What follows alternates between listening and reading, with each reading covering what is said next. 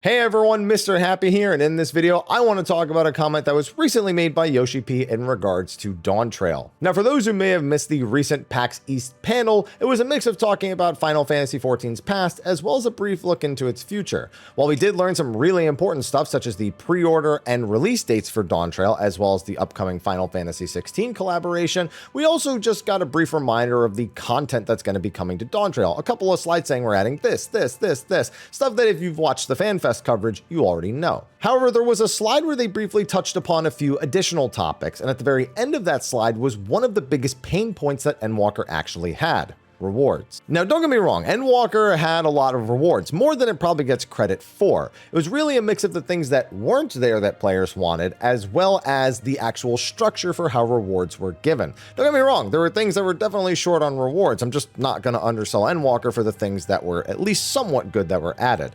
But when Yoshi P said on stage that they were going to have about 50% more rewards by the halfway point of Dawntrail, meaning that you could compare 7.0 to 7.3, and you would see about 50% more than 6.0 to 6.3, I thought that was a pretty bold statement. This isn't a game that's that easy to add rewards to, and I'm going to make a separate video about why it's difficult, just so I don't have to cover it all in this singular one. Now, no doubt some of that is going to come from both updating old content, maybe even stuff that was added in Endwalker, such as Island Sanctuary, while also adding things that are brand new to Dawntrail. You know, Cosmic Exploration is returning, basically our Ishgard restoration, but Dawntrail version. We're also going to be getting another deep dungeon. They're also talking about the next exploration zone, which is going to have a massive amount of rewards if history has anything to show. But all the same, the bottom line is, we're getting a lot more rewards, more cosmetics, more mounts, more minions, adventure frames, the eyeglasses, umbrellas, wings, whatever. Does more mean better though? I mean, do more rewards automatically mean that they'll be put in the game in such a way that it encourages players to engage with the game? Not always 100% certain. So in this video, I want to discuss some of the ways 14 has struggled with this, especially in Endwalker, and how they might look to improve these things going into Dawntrail.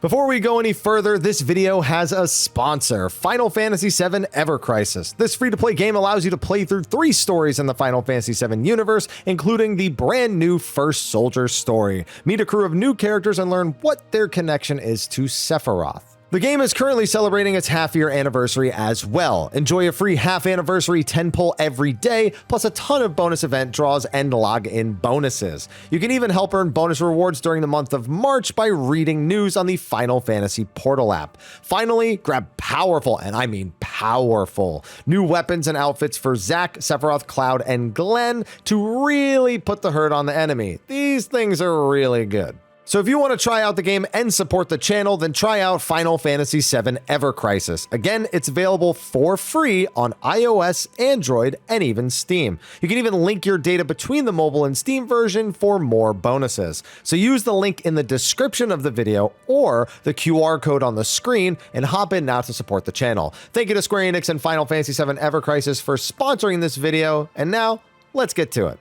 So first off, Final Fantasy XIV structures a lot of its reward kind of as you'd expect, where there's a lot of stuff available that's readily accessible to most of the player base. And then as you filter into some of the more difficult content, there are still rewards, but they're less and less. We don't always get like updates to it every patch, and there's a lot more easy content in the game than hardcore rating content. So it's just a volume thing. It's just a natural way of the rewards being divested. And I expect that in Dawntrail, it's gonna look largely similar. The majority of that 50% additional rewards probably gonna go to stuff that most of you actually do, or stuff you've at least considered doing that's within the scope of your either skill level or time investment. Heck, I know some of you don't even do treasure maps. Some of you don't even know they exist. It's amazing to see how many people don't know simple features exist, and I expect a lot of that stuff is going to get more rewards and hopefully draw more people into them. So with that in mind, I kind of want to start with talking about some of the easier content and work in some of the harder content, which honestly are topics that I've beaten to death a million times. I don't need to talk about Criterion or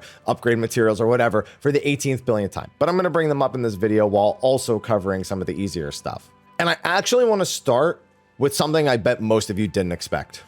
Regular dungeons. Yeah, just dungeons outright.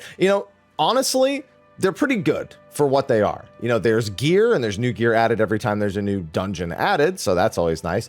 And then on top of that, we have tomes. I mean, what else do you really need? A minion can drop off of the last boss occasionally. You know, sometimes there's orchestrion rolls. You know, there's a decent amount of rewards in there. Stuff that when you do an expert roulette or whatever roulette, you know, you might be glad to see. You might desynthesize some to level that you've been neglecting up to this point. Maybe you're working on a new Ultimate Bis set with the few dungeons in every expansion that actually work for that. But honestly, there's something they haven't done in several expansions, and I think Dawntrail is the place for it to return. Why have we not gotten another dungeon mount? The only dungeon that's ever had a mount as a reward, I mean a standard dungeon, not like a variant Criterion situation, is Alamigo. And it was added after the fact, seemingly just to encourage players to actually do Alamigo compared to the other dungeons. But it's such a good idea. It's not something that's original. I've seen World of Warcraft do it, but I also know how often I ran those dungeons in World of Warcraft and how much more players were excited to do roulettes on the daily, even if it was just a chance of getting it in the roulette. There was like that little bit more excitement that was added in. So maybe not every dungeon, but maybe like one dungeon every major patch cycle, or maybe every major gear cycle. So, 7.0 and 7.1, there's like one mount in there, maybe just in the final MSQ dungeon like Alamigo. But then maybe 7.2 or 7.3, they add another one, and 7.4 to 7.5, they add another. I think that's another place that they should really be looking. A nice casual piece of content that can add a little bit more excitement, both to players who just do it on the daily and are not like hardcore and going to spam it over and over again, but also to the people who like to just go about collecting things and want to have more use out of those pieces of content. Then I want to actually hop over into variant dungeons, which I actually think just need better accessibility. I personally think making either a non-variant equivalent and throwing it in the roulette for the time, or making a variant roulette that's relevant to the expansion with added tomes might be sufficient enough, at least to ensure they don't make this entire massive dungeon and then it just gets thrown to the side after you've cleared all the paths. That's definitely a wasteful thing. I would like to see them use rewards in order to fix. And in this case, I think tomes might actually just be enough with a roulette. I mean, I wouldn't decry another armor set or more rewards in general, but I don't think that's the help that variant needs. I think it just needs to be in front of the player and more usable on the regular. And then there's some other content that I don't think needs much, maybe a little bit of a touch-up. Like EX Trials, as more and more jobs gets added, they probably want to add more totems. And you could always add other stuff. I mean, orchestrions and whatnot are always a topic there, but they already have those kind of things. Treasure maps are plenty rewarding and probably just need more variations, and hunts largely serve their purpose. Again, they could add rewards to these things, but I don't think anyone's really hurting for rewards in these activities. One big thing I think they should do is really look at updating fates. When we got gemstones back in Shadowbringers, I thought it was a great opportunity for them to regularly add rewards for gemstones to get people to go, oh, there's new gemstone rewards, whether it be new mounts, new minions, or whatever. And they do that. They do update them, but they don't update them frequently enough, and they don't update them with enough different options. I think we saw the start of something that was probably a good idea with the Wivray mount in Endwalker. For those who don't know, it requires an absolutely massive amount of gemstones, but I think there needs to be more of a middle ground. I think you need to have tiered reward structures where there's stuff that's a little bit quicker to obtain, but you'll still have to go out into the world to do fates in order to actually obtain these new rewards. Not to mention that we have 6 zones in every expansion pretty much. Why don't we have 6 boss fates? They could do 2 boss fates at the beginning with their own set of rewards, then again 2 boss fates in the 0.2 or 0.3 patch, and then another 2 in the 0.4 or 0.5 patch. And you can add rewards to those every single time you do them. Gets people out in the world, gets people excited about it again, and maybe even gets people to return to caring about the ones that they've forgotten about from the earlier patches as well. Now, getting into raids, I actually think normal seems largely okay. You could add things like fashion accessories or, plates or frames there, or anything that they add that's sort of cosmetic, but that's about it. I don't really think most people are pining for more normal mode raid gear. Savage Raiders are also definitely more pleased after some of the changes later in Endwalker, but the big thing is still upgrade materials. You've likely heard your favorite raider talk about it a billion times, or you've probably talked about it a billion times if you're a Savage Raider. Adding extra ones, or maybe giving pre-made groups the option to filter out pieces nobody wants in exchange for more upgrade materials, that might be a viable option. I don't know if it is. They'd have to build an entire system around it, but I can tell you right now that most raiders would would definitely like that. It's kind of counterintuitive to a degree, because we're trying to basically get gearing done faster, which for some of us means almost not even raid logging anymore. But for a lot of people who want to play multiple jobs in that high-end setting, more accessibility to gear is the #1 concern. And so that's what I'm considering here on the raider front, less of a volume thing and more of an availability thing. And Criterion's in that same vein is probably a place where a massive rewards is actively needed, more so than just they could add it on. At minimum, raiders want upgrade materials, to be added to it. Maybe you can just earn them weekly, or honestly, maybe you could just farm coins and exchange them. And, it takes a decent amount of time in order to farm coins, so you may not want to farm an entire upgrade material every week, instead of just getting one from the clear and then, signing off like you do with the weekly raid clears. But on top of that, honestly, I would love an armor set to come from Criterion Normal. Maybe not a weapon, but just another armor set that's at least close to, if not equatable to, Savage gear. Criterion is not easy content. They want it to be a 4-man raid equivalent. It's built to be that way even on normal mode. It should reward something similar to what Savage raids do. I don't care about 4 versus 8 people, and most hardcore raiders don't. Seems the devs care about that more than we do, and at that point, I think they might need to cave to what we want in this particular case and not just do what they want. Although, then again, the armor set, a bit excessive, but at least some form of gearing process to come out of it.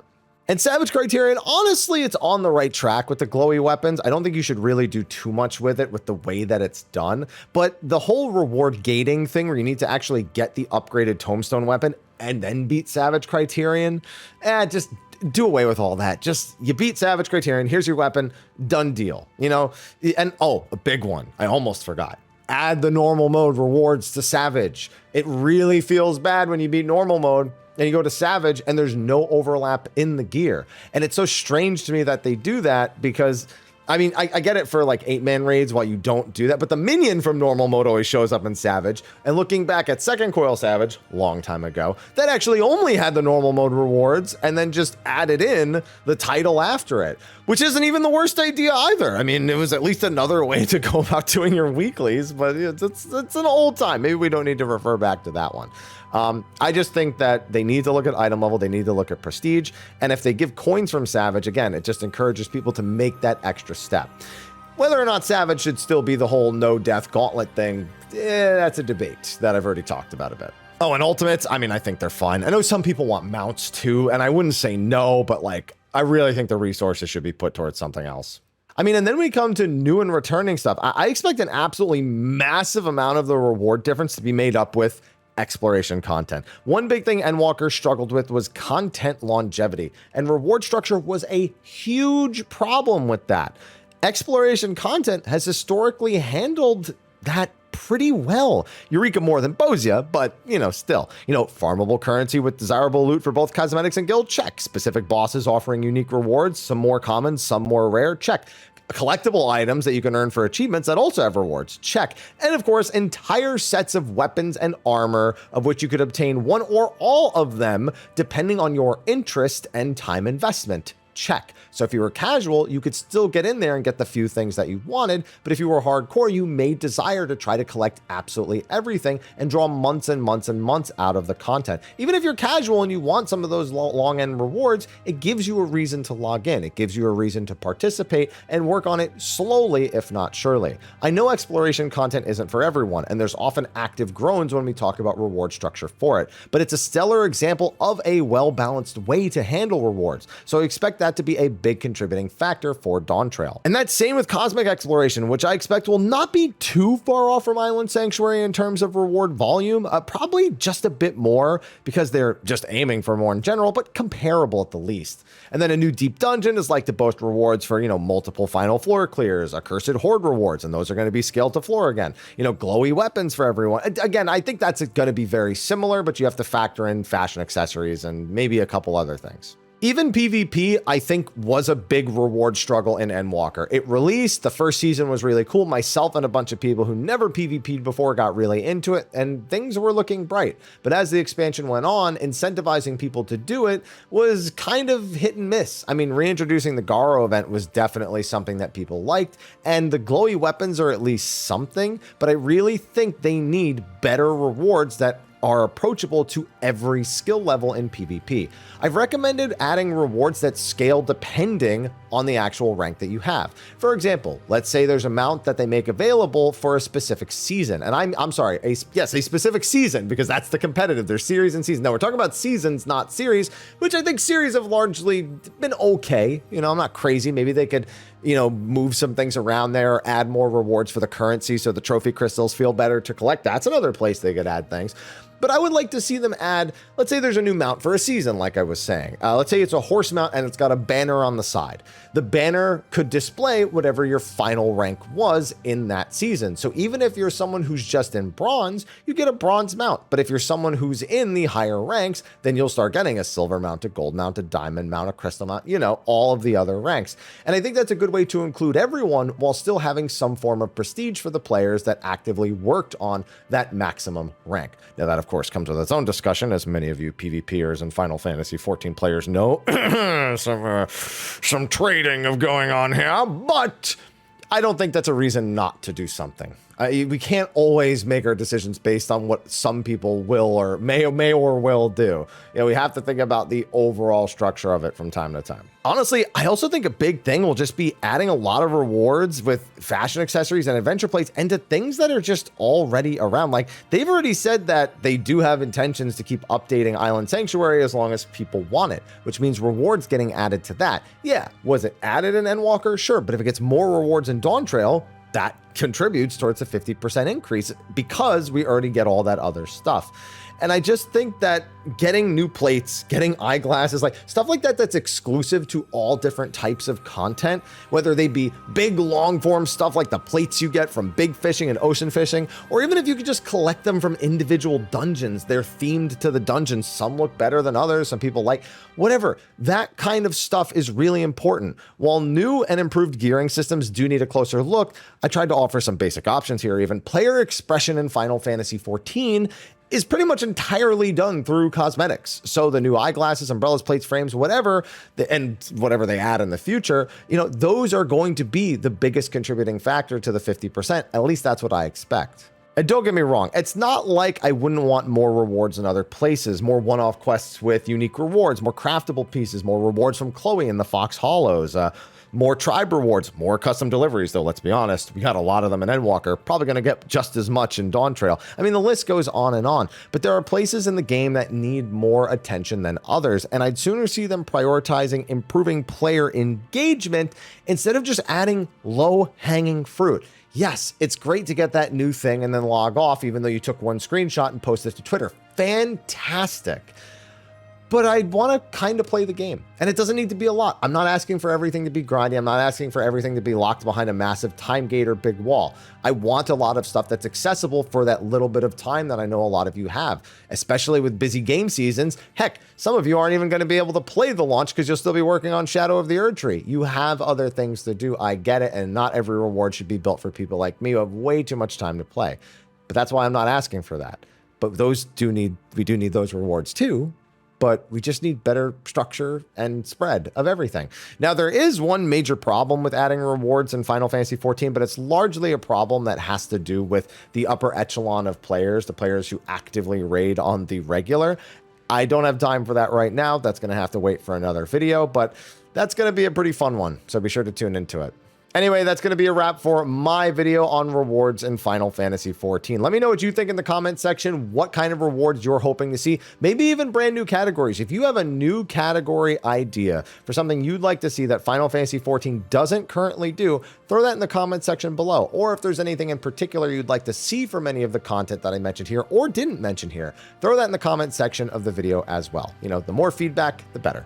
Anyway, with that, I'll see you all in the next video. And until then, take care.